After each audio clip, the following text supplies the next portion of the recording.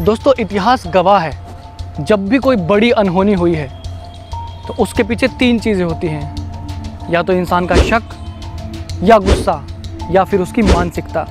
और इन तीनों के चलते इंसान कर बैठता है एक ऐसी वारदात जो दूसरों के लिए या तो सीख बन जाती है या बन जाता है डर। सतर्क भारत में मैं आपके साथ साझा करूंगा क्राइम के कुछ ऐसे किस्से जिन्होंने इंसानियत को झकझोर कर रख दिया। हमारा मकसद है आपको सतर्क करना, तो देखना ना भूलें सतर्क भारत, सिर्फ देश रोजाना पर।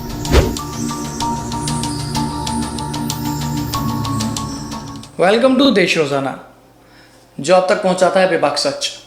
और हमेशा की तरह मैं फिर से हाजिर हूं लेकर एक और क्राइम की कहानी, क्राइम की स्टोरी लेकर, जिसे आप खासा पसंद कर रहे हैं। लास्ट टाइम भी मैंने आपसे बात की थी उस स्टोरी की, सुनंदा पुष्कर जी की। काफ़ी आप लोगों ने उसे पसंद किया। आज की जो कहानी है वो थोड़ी सी नहीं, बहुत उलझी हुई है। देखो, हम किसी से रिश्ता बनाने के लिए जब झूठ बोलते हैं तो उस झूठ को छुपाने के लिए फिर हमें और झूठ बोलने पड़ते हैं। और एक टाइम पे ऐसी सिचुएशन आ जाती है कि ये सारे झूठ मिलकर हमारी ज़िंदगी को झकझोर कर रख देते हैं। मतलब ऐसे पॉइंट पर लाकर खड़ा कर देते हैं हमें वो झूठ कि आगे कुआं पीछे खाई वाली कहावत जो है वो सच हो जाती है। और वैसे भी हमारे बड़े बुजुर्ग कहकर गए हैं कि झूठ की बुनियाद पर बनाया गया रिश्ता कभी भी सक्सेसफुल नहीं होता। उस रिश्ते में हमेशा कभी ना कभी कोई ना कोई कमी आती ही रहती है। तो आज की ये जो कहानी है एक ऐसे ही झूठे रिश्ते के ऊपर है। एक ऐसा झूठा रिश्ता जिसने कई जिंदगियों को एक साथ तबाह कर दिया। ये कहानी रिश्तों के एक ऐसे दलदल की है जो न जाने कितनी जिंदगियों को निगल गया। इस कहानी में कई कैरेक्टर्स हैं, लेकिन उन्हें आइडेंटिफाई कर पाना मुश्किल है। कौन किसकी बेटी है, कौन किसकी बहन है, कौन किसकी साली है, कौन किसकी बीवी है, कौन किसका पति है, कौन किसका बेटा है, कौन किसका साला है। और मतलब एक अजीब सी तरीके का एंगल है इस कहानी के अंदर कि किसका किसके साथ क्या रिश्ता है। और इस रिश्ते को खोजने के चक्कर में पुलिस डिपार्टमेंट के भी पसीने छूट गए थे। और इस कहानी में कोई भी रिश्ता ऐसा नहीं था जो इस कहानी का हिस्सेदार ना हो। और इसीलिए मुंबई पुलिस को इस कहानी को सुलझाने में बहुत जद्दोजहद करनी पड़ी। ये कहानी है सीना बोरा की। ये कहानी जून 2015 की है। जून 2015 में उस वक्त मुंबई के कमिश्नर हुआ करते थे राकेश मारिया। राकेश मारिया की बारे में थोड़ा सा बता दूं, उन्होंने 26/11 का जो हमला हुआ था मुंबई पर, उसमें भी उन्होंने लीड ली थी। सारी जांच पड़ताल उन्होंने की थी। और 93 के जो बॉम्ब ब्लास्ट हुए थे उसमें जो संजय दत्त से जो पूछताछ की थी वो राकेश मारिया ने ही की थी। और पिक्चर के अंदर जो एक सीन दिखाया गया वो संजय दत्त को थप्पड़ मारने वाला, वो एक्चुअल में राकेश मारिया ने ही संजय दत्त को वो थप्पड़ मारा था। तो एक उम्दा क्वालिटी के ऑफिसर है जो राकेश मारिया हैं। तो जून 2015 का ये टाइम था, वो अपने ऑफिस में बैठे थे, तभी अचानक उनके फ़ोन की घंटी बजती है। जैसे घंटी बजती है उस तरफ से एक महिला की आवाज़ आती है। और वो महिला सिर्फ एक बात बोलती है कि पिछले 3 साल से सीना बोरा नाम की एक लड़की लापता है। अपने रिश्तेदारों के घर भी नहीं है, अपने सगे संबंधी यार दोस्तों के किसी के घर पर वो नहीं है, सब जगह पता कर लिया। और सच्चाई ये है कि उसका मर्डर हो चुका है। और उसका मर्डर किसी और ने नहीं बल्कि उसकी खुद की माँ ने करवाया है।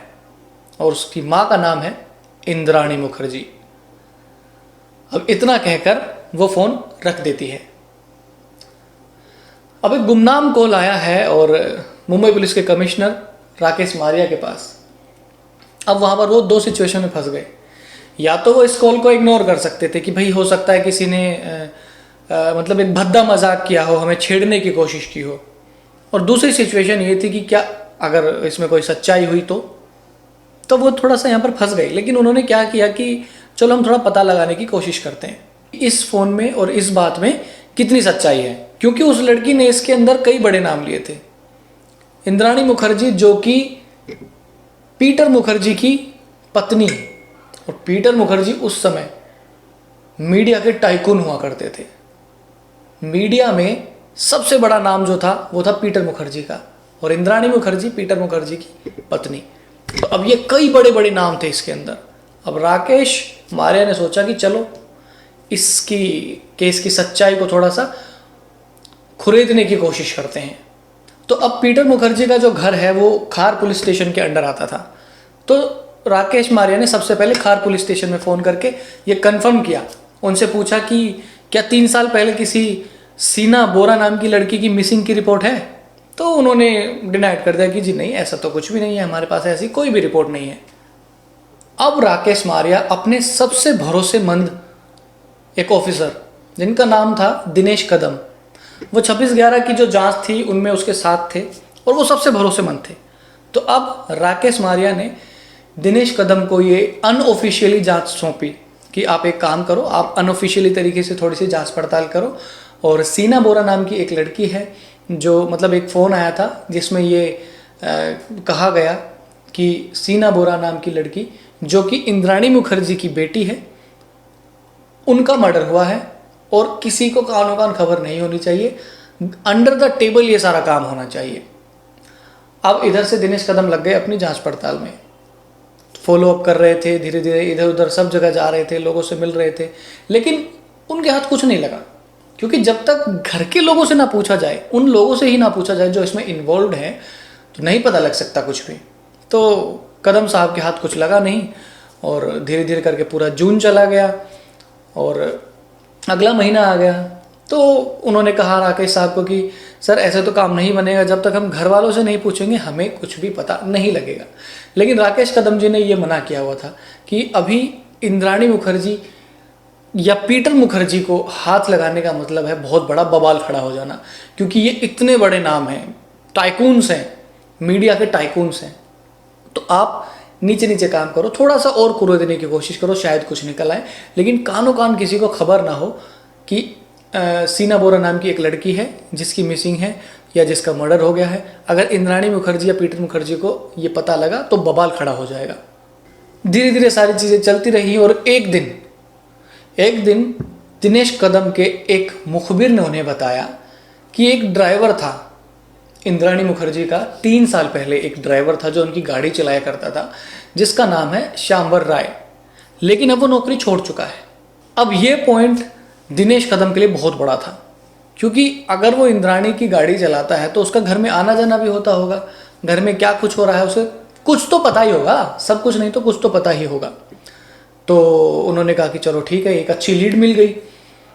तो उन्होंने राकेश जी को बताया, राकेश जी ने भी कहा कि ठीक है, लेकिन अभी रुक जाओ, अभी उसको मत उठाओ, क्योंकि इंद्राणी जी इस वक्त गई हुई थी देश से बाहर, और अगर उन्हें पता लगेगा कि उनका ड्राइवर श्यामवर राय जो है वो गिरफ्तार हो चुका है सीना बोरा के मर्डर केस के चक्कर में, तो वो देश वापस नहीं आएंगी।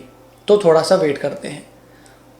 तब तक कदम साहब थोड़ा सा वेट करते रहे, ड्राइवर को फॉलो अप करते रहे और सारी चीज़ें, अपना प्रोसेस जो भी हो सब करते रहे, उसके फ़ोन की ट्रेसिंग करते रहे, फ़ोन को ट्रैक करते रहे।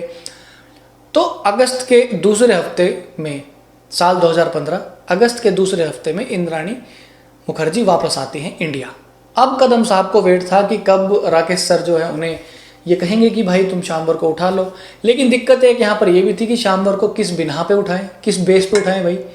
तो उन्होंने मतलब उन्हें कुछ छोटे मोटे उनके फ़ोन टैप करने से छोटे मोटे क्राइम पता चले थे उनके, जो श्यामवर ने किए थे।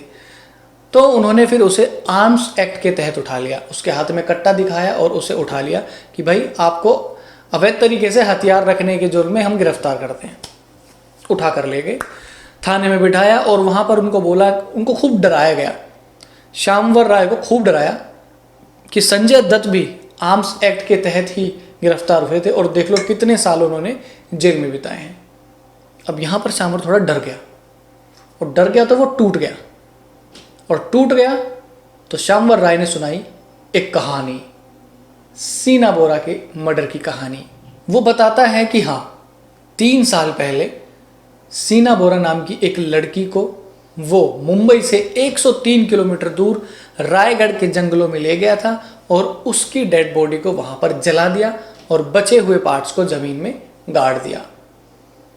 अब पुलिस वाले उसे अपने साथ बिठाकर अपनी गाड़ी में उस जंगल में लेकर जाते हैं, और जहाँ पर वो बताता है वहाँ पर खुदाई करते हैं। खुदाई करने के बाद उस जगह से सच में कंकाल निकलते हैं, क्योंकि 3 साल हो चुके थे जैसा शामवर ने बताया। तो जो भी थोड़े बहुत अवशेष बचे थे वो सब कीड़े मकोड़े जो धरती के अंदर होते हैं वो खा चुके थे, सिर्फ कंकाल बचा था। तो बॉडी को पहचानना मुश्किल था, लेकिन हाँ ये था कि कंकाल मिल गए हैं, तो उससे जो भी टेस्ट वगैरह फोरेंसिक के होते हैं उनसे पता लग सकता था। अब इसके बाद मुंबई पुलिस रायगढ़ पुलिस के पास फ़ोन करती है, उनसे पूछती है कि क्या आपको 3 साल पहले यहाँ जंगलों में कोई डेड बॉडी मिली थी?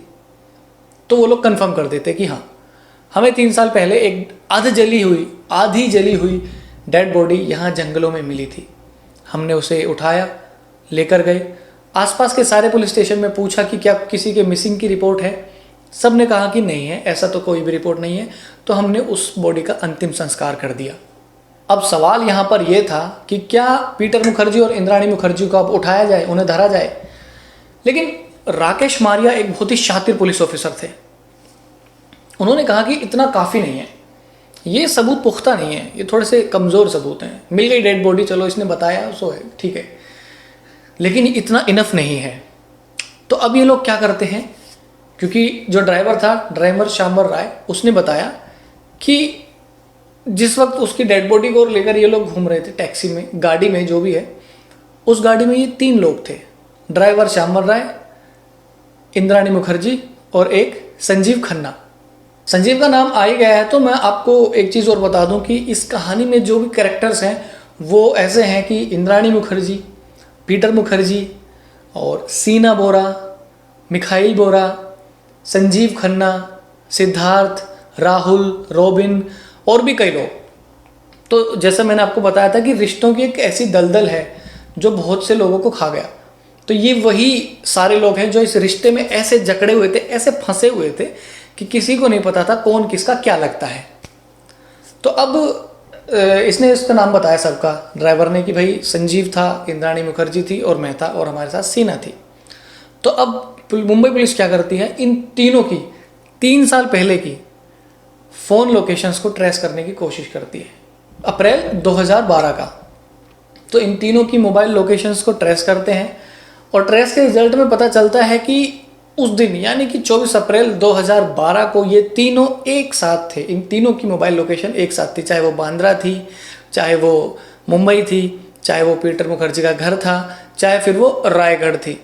वो ये तीनों एक साथ ही घूम रहे थे, ट्रैवल कर रहे थे। तो ये बहुत बड़ा एक सबूत था, एक बहुत बड़ा ब्रेक था मुंबई पुलिस के लिए। अब मुंबई पुलिस ऑफिशियल तरीके से इंद्राणी मुखर्जी और पीटर मुखर्जी के घर जाकर उन्हें धर सकती थी। 25 अगस्त 2015 को रात के करीब 8-9 बजे के आसपास मुंबई पुलिस पीटर मुखर्जी के घर जाती है और वहाँ से इंद्राणी मुखर्जी को और संजीव खन्ना को, जो कि उनके साथ था उसमें, उनको लेकर चली आती है। ये रिश्तों की जो ये साठगांठ है वो मैं आपको थोड़े टाइम में बताऊंगा, थोड़े से ये कहानी कंप्लीट होने के बाद मैं बताऊंगा कि कौन किसका क्या लगता है और क्यों लगता है। तो उन तीनों को, दोनों को उठाकर मुंबई पुलिस स्टेशन में ले आती है। अब केस यहाँ पर बनता है सीना बोरा की किडनैपिंग और मर्डर का। अब जिसमें इंद्राणी मुखर्जी और संजीव खन्ना जो है वो इंद्राणी का दूसरा पति है, मतलब जिससे वो पहले शादी करके तलाक ले चुकी है, संजीव खन्ना और ड्राइवर शामवर राय का। अब इन तीनों के साथ अगर पीटर मुखर्जी का नाम जुड़ा है तो ये केस अपने आप बहुत बड़ा हो गया और भाई चारों तरफ ये खबर रातों रात फैल गई। सारा फॉलोअप शुरू हुआ, 24 घंटे हो गए, सारी चीज़ें हो रही थी धीरे धीरे और किसी को पता ही नहीं लग पा रहा था कि क्या हो रहा है। और इंद्राणी ने कहा कि ये है, ऐसी चीज़ें हैं, वैसी चीज़ें हैं, तो अब पता ही नहीं चल पा रहा था कि ऐसा हुआ क्यों। लेकिन तभी कहानी में एक नया ट्विस्ट आता है।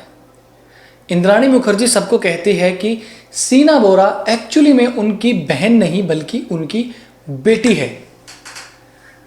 यस, अब यहां से सारी कहानी एकदम से घूम जाती है। अब लोग इस चीज को लेकर क्यूरियस थे, मीडिया वाले भी और लोग भी, कि भैया पीटर मुखर्जी को क्या। तो पीटर मुखर्जी को सब बोल रहे थे कि भैया आप सामने आओ, आप बताओ क्या सीन है, ये सब हम आपके मुंह से सुनना चाहते हैं, हम आपसे जानना चाहते हैं क्या चल रहा है सब कुछ।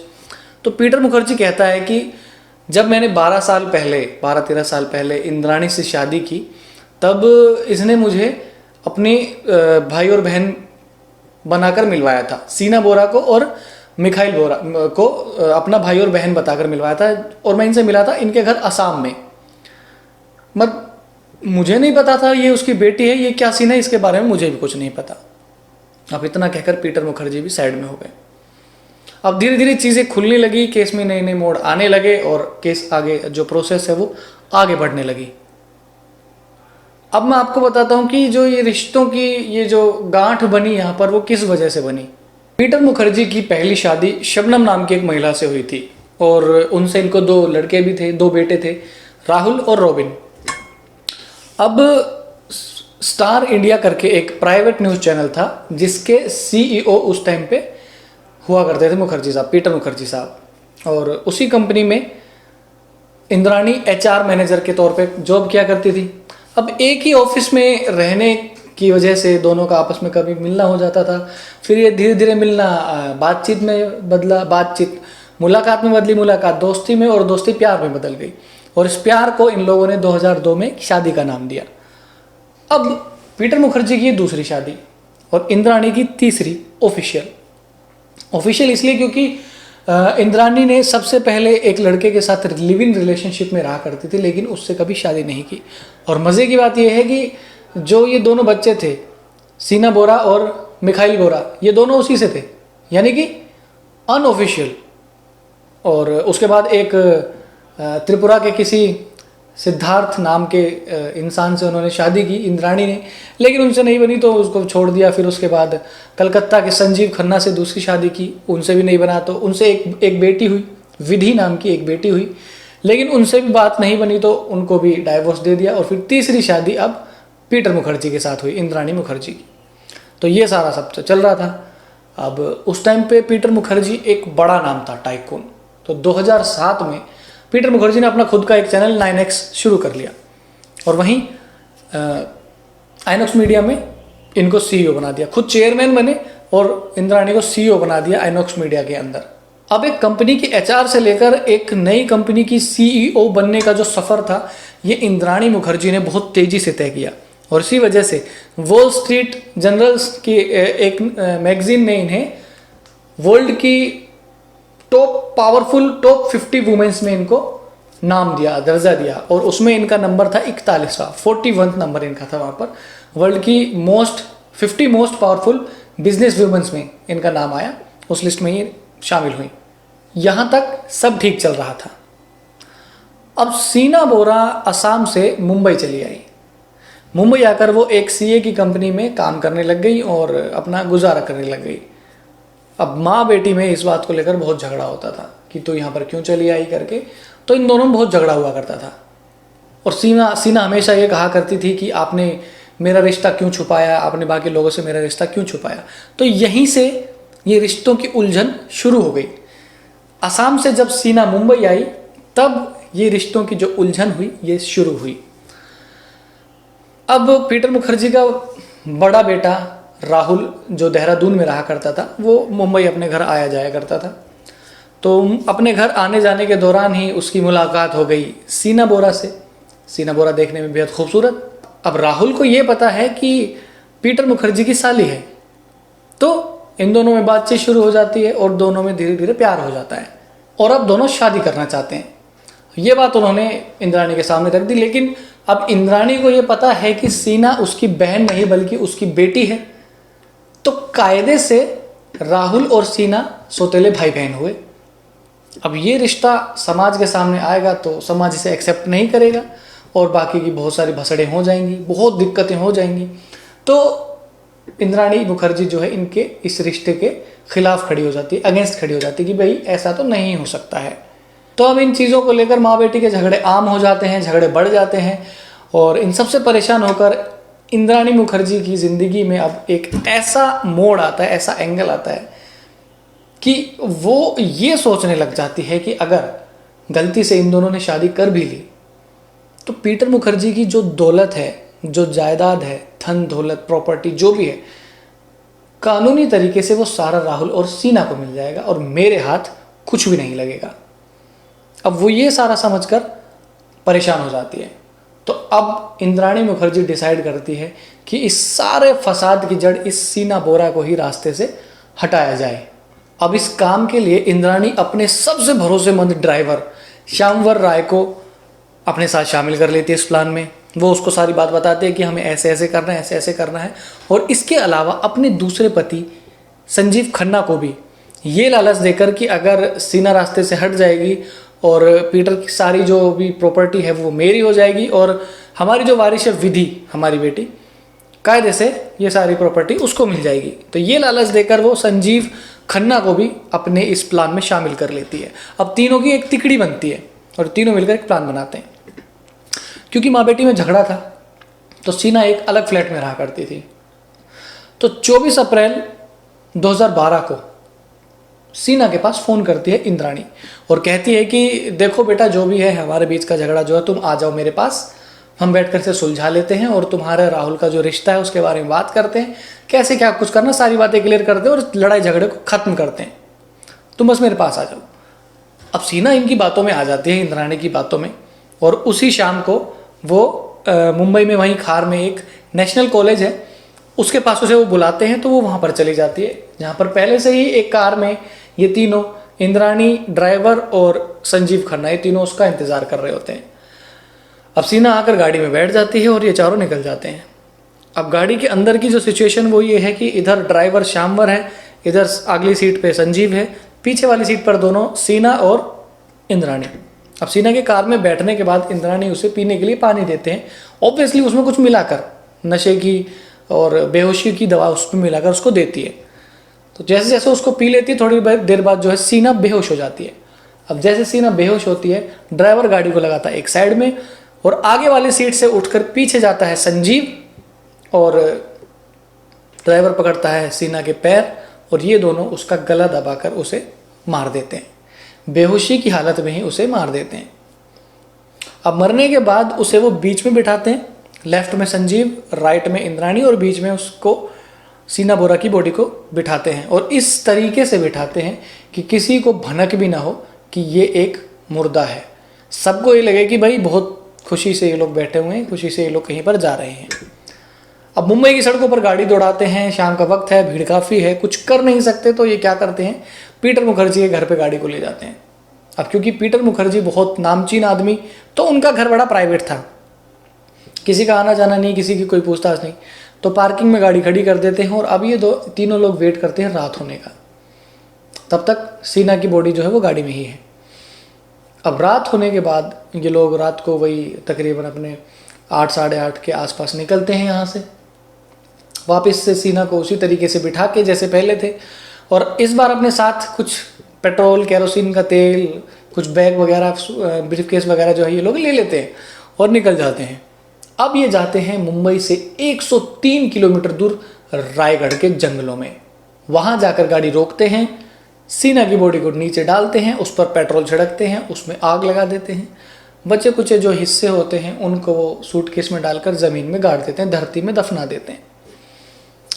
अब अंधेरा होने की वजह से उन्हें ठीक से नहीं दिख पाता है कि सब कुछ हुआ कि नहीं हुआ, लेकिन कुछ अवशेष बच जाते हैं। जो डेड बॉडी उन्होंने जलाई थी वो पूरी तरीके से नहीं जल पाई, लेकिन वो तब तक चले गए क्योंकि अंधेरा था, अंधेरे में उनको नहीं पता चला और वो जल्दी से जल्दी वहाँ से जाना चाहते थे, तो वो वहाँ से निकल जाते हैं। अगले दिन संजय वापस कलकत्ता चला जाता है, ड्राइवर अपने घर चला जाता है, इंद्राणी अपने घर चली जाती है। अब 2 दिन से राहुल देहरादून से सीना को फ़ोन ट्राई कर रहा है और सीना का फ़ोन है बंद। अब राहुल को थोड़ी सी शक हो जाता थोड़ा सा कि कुछ तो गड़बड़ है, तो वो इंद्राणी जी के पास फ़ोन करता है। तो इंद्राणी जी कहते हैं कि राहुल वो तो हमेशा के लिए देश को छोड़कर यूएसए चली गई है। तो वो कहता है कि नहीं, तो पॉसिबल ही नहीं हो सकता क्योंकि उसका पासपोर्ट तो मेरे पास है यहाँ देहरादून में। बात तो सही है, लेकिन इंद्राणी तभी बोलती है कि उसके पास हो सकता है दूसरा पासपोर्ट हो, चली गई हो और किसी को बोला कि डिस्टर्ब ना करें मेरे को करके वो सब कुछ छोड़ छाड़ के चली गई। तो राहुल ने भी सोचा चलो हो सकता है दूसरा पासपोर्ट भी होगा, लेकिन फिर भी उसको थोड़ा सा शक रहता है। तो राहुल आता है खार पुलिस स्टेशन में, वहाँ आकर एक रिपोर्ट लिखवाता है कि सीना बोरा एक नाम की लड़की है जो 2 दिन से गायब है, मैं फ़ोन पे फ़ोन कर रहा हूँ लेकिन उसका कोई अता पता नहीं है। तो पुलिस वाले बड़ा कैजुअल सा लेते, कहते ठीक है इधर उधर चली गई होगी, आ जाएगी, हम ढूंढ लेंगे तो बता देंगे। अगर उसी वक्त वो पुलिस वाले राहुल की रिपोर्ट पर जांच करते तो एक हफ्ते के अंदर ये सारा केस सोल्व हो जाता, लेकिन उन्होंने नहीं किया। खैर कुछ दिन बाद फिर जब नहीं कुछ हो पाता है तो राहुल दोबारा आता है अपनी रिपोर्ट को रिक्रिएट कराने के लिए, रीओपन कराने के लिए, भाई क्या रहा। तो इस बार फ़ोन मिलाया जाता है, स्टेशन में बुलाया जाता है इंद्राणी को। वो अगर कहती है कि सर ऐसा कुछ भी नहीं है, मिसिंग विसिंग नहीं है, वो तो यहाँ सब कुछ छोड़कर अपना यूएसए चली गई है। तो पुलिस वाले राहुल को कहते हैं कि भाई तुम खामखा इतना परेशान हो, वो तो यूएसए चली गई है, उसकी माँ बता रही है ये सारी चीज़ें और बाकी चीज़ें। तो अब राहुल को भी लगता है कि हाँ शायद चली गई है, लेकिन तभी सीना का नंबर जो बंद था 2-3 दिन से वो एकदम चालू होता है और उससे एक मैसेज आता है राहुल के पास, जिस मैसेज में लिखा था कि मैं तुमसे अब ना बात करना चाहती हूँ ना कुछ करना चाहती हूँ, मैं अपना सब कुछ छोड़कर यूएसए में जा रही हूँ, मुझे ढूंढने की भी कोशिश ना की जाए, ना मुझे कांटेक्ट करने की कोशिश की जाए, कुछ भी नहीं, मैं अब एक अलग लाइफ जीना चाहती हूँ और मैं हमेशा के लिए यूएसए में सेटल हो रही हूँ। अब ये मैसेज आने के बाद राहुल को लगता है कि हाँ ठीक है चलो कोई बात नहीं, लेकिन वो फिर भी सोचता है कि ऐसा क्या ही हुआ था हमारे बीच में कि उसने इतना बड़े डिसीजन ले लिया, मुझसे बात भी नहीं करी, मुझको बताया भी नहीं, पर ठीक है जो भी है।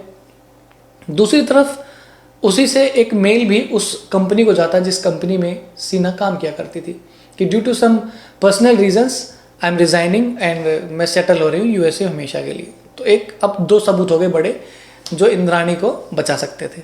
तो ये दोनों सबूतों के बाद पुलिस ने भी इसको रफा दफा कर दिया और ये सारा केस ठंडे बस्ते में चला गया।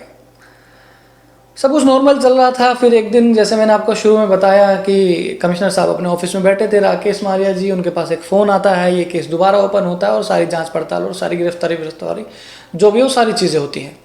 अब जब पुलिस इंद्राणी की ज़िंदगी में थोड़ा सा झांकने की कोशिश करती है तो कुछ नए पहलू निकल कर सामने आते हैं। वहाँ एक अलग स्टोरी है। इंद्राणी मुखर्जी एक बहुत ही साधारण से परिवार से थी, असम में रहा करती थी, बहुत साधारण से परिवार से थी। वहीं पड़ोस के रहने वाले एक लड़के के साथ उनको प्रेम हो गया, प्यार हो गया, दोनों लिव इन में रहे काफ़ी टाइम तक और उस लिव इन से उनके 2 बच्चे हुए, सीना बोरा और मिखाइल बोरा। और क्योंकि उनकी डिज़ायर्स बहुत थी, इंद्राणी मुखर्जी की डिज़ायर्स बहुत थी, वो बहुत धन दौलत पैसा नाम कमाना चाहती थी, रुतबा कमाना चाहती थी। लेकिन ये जो लड़का था ये एक बहुत मिडिल क्लास फैमिली का था, तो दोनों की नहीं जमी और वो उस लड़के को छोड़ दिया और इन दोनों को, लड़का लड़की जो इनके थे सीना और मिखाइल, इनको अपनी माँ बाप के पास असम में छोड़ दिया वहीं और अपनी मंजिल तक निकलने के लिए निकल ली। अब त्रिपुरा में इन्होंने एक और सिद्धार्थ नाम के आदमी से शादी की, लेकिन ये रिश्ता ज़्यादा चला नहीं और इन्होंने डाइवोर्स ले लिया। अब ये पहुंची कलकत्ता। कलकत्ता में इनकी टक्कर हुई संजीव खन्ना से। संजीव खन्ना से शादी हुई, उनसे एक लड़की हुई विधि। लेकिन यहाँ भी इन दोनों का थोड़ा बहुत झगड़ा वगड़ा ये सारी चीज़ें हुई और उसके बाद उनसे भी डाइवोर्स ले लिया, तलाक ले लिया। अब इंद्राणी ने रुख किया मुंबई का। मुंबई यहाँ ही एक HR का एक कंपनी में, मीडिया कंपनी में काम किया। अब इनका यहाँ पर टक्कर होती है पीटर मुखर्जी से। पीटर मुखर्जी के साथ ये फिर शादी कर लेती हैं और ये सारी चीज़ें हैं। धीरे धीरे जो चीज़ें इनको चाहिए थी, नाम, पैसा, रुतबा, शोहरत, दौलत, वो सब पीटर मुखर्जी, इतना बड़ा नाम, उनको सब मिल जाता है। और बाकी की आगे की कहानी मैंने आपको बता ही दिया, कैसे सीना बोरा का मर्डर होता है और ये सारी चीज़ें। तो अब सीना बोरा के मर्डर के केस में शामवर, संजीव खन्ना और इंद्राणी को गिरफ्तार कर लेती है पुलिस। लेकिन कुछ सबूत ऐसे मिलते हैं जिनसे अब ये लगता है कि अब पीटर मुखर्जी को भी इसमें घसीटा जाएगा, कि अब पीटर मुखर्जी की गिरफ्तारी होगी। लेकिन मुंबई पुलिस ऐसा नहीं करती। मुंबई पुलिस पीटर मुखर्जी को अरेस्ट नहीं करती है क्योंकि कुछ ऐसा कुछ खास था नहीं, लेकिन पुलिस स्टेशन के चक्कर लग रहे थे पीटर मुखर्जी के भी। अब ये इतने बड़े नाम होने की वजह से एक हाई प्रोफाइल केस बन गया। फिर बीच में कहीं ना कहीं एक एंगल मनी लॉन्ड्रिंग का भी आया। तो अब इस केस को सौंप दिया गया CBI को। अब CBI ने जो सारा सब अपना प्रोसेस स्टार्ट करके शुरू से जो भी करते हैं, उसके बाद एक ही बात बोली कि पीटर मुखर्जी का भी इसमें कहीं ना कहीं रोल है। तो ये लोग पीटर मुखर्जी को भी उठा लेते हैं। CBI वाले पीटर मुखर्जी को गिरफ्तार कर लेते हैं और वो सारे चार्जेस जो इन तीनों पर लगे थे, वो सारे चार्जेस पीटर मुखर्जी पर भी लगाए जाते हैं। पूछताछ की जाती है लेकिन कुछ भी हाथ नहीं लगता है। ये केस अभी तक कोर्ट में ही है और अभी तक इसके बारे में कई नई नई बातें भी आई हैं, कुछ बेतुकी भी आई हैं, कुछ थोड़ी तुक वाली भी आई हैं। लेकिन अभी ये सारे लोग उसके अंदर ही हैं, जेल के अंदर हैं। अब मेरा ये मानना है, जैसा मैंने आपको बताया था, कि अगर स्टार्टिंग में ही वो पुलिस ऑफिसर राहुल की रिपोर्ट पर थोड़ी सी जांच पड़ताल कर लेते तो शायद ये केस इतना लंबा नहीं जाता और स्टार्टिंग में इसे पकड़ के दबा लिया जाता, केस को सोल्व कर लिया जाता, सारी चीज़ें हो जाती, मतलब जहाँ तक मेरा मानना है। इसके अलावा जिस प्रॉपर्टी के लिए, जिस धन दौलत जायदाद के लिए इंद्राणी मुखर्जी ने इतना बड़ा खेल खेला, अब वो प्रॉपर्टी उसकी है ही नहीं और ना कभी हो सकेगी। अब कायदे से जो ये सारी प्रॉपर्टी है पीटर मुखर्जी की, ये उनकी पहली पत्नी शबनम और उसके दोनों बेटे राहुल और रॉबिन को जाएगी। इसके अलावा एक जो चीज़ मैंने शुरू में आपसे कही भी थी कि झूठ के बिना पर, झूठ के बेस पर कोई भी रिश्ता नहीं चल सकता। कुछ दिन तक वो चल जाएगा लेकिन लंबा वो रिश्ता नहीं चल सकता, और ऐसा ही होता है। तो किसी से भी झूठ का रिश्ता ना बनाएं, क्योंकि एक झूठ को छुपाने के लिए आपको और बहुत सारे झूठ बोलने पड़ेंगे और एक वक्त ऐसा आएगा जब वो सारा भांडा फूट जाएगा। तो ये थी सीना बोरा की एक कहानी जो कि आज तक अनसोल्व्ड है और कोई कुछ बताने को राज़ी नहीं। कई बार बीच में ये भी आया कि इंद्राणी मुखर्जी ने कहा कि सीना बोरा अभी ज़िंदा है, लेकिन कहाँ है, अगर है तो ये भी कुछ नहीं पता है। तो इस कहानी में नए नए ट्विस्ट आते रहते हैं और अगर इसके बारे में और पता चलेगा तो एक एपिसोड में और आपको लिए बनाऊंगा सीना बोरा के मर्डर केस के ऊपर। फिलहाल के लिए इतना ही। आप लोग चैनल को सब्सक्राइब करें, शेयर करें, लोगों तक पहुंचाएं। हमारा परिवार बढ़ता जा रहा है। बहुत खुशी होती है मुझे जब आप जैसे लोग हमसे जुड़ते हैं और हमारे परिवार का हिस्सा बनते हैं। तो आप लोग देश रोजाना सब्सक्राइब करें, नीचे जो सब्सक्राइब का बटन है और बेल आइकन को दबा लें ताकि सबसे पहले आपके पास हमारी वीडियो पहुंच जाए। इसके अलावा रेडियो रोजाना और देश रोजाना की एप्लीकेशन को आप लोग इंस्टॉल करें प्ले स्टोर से। फिलहाल के लिए इतना ही। मिलूंगा आपसे अगले एक और एपिसोड में सतर्क भारत के। तब तक देखते रहें।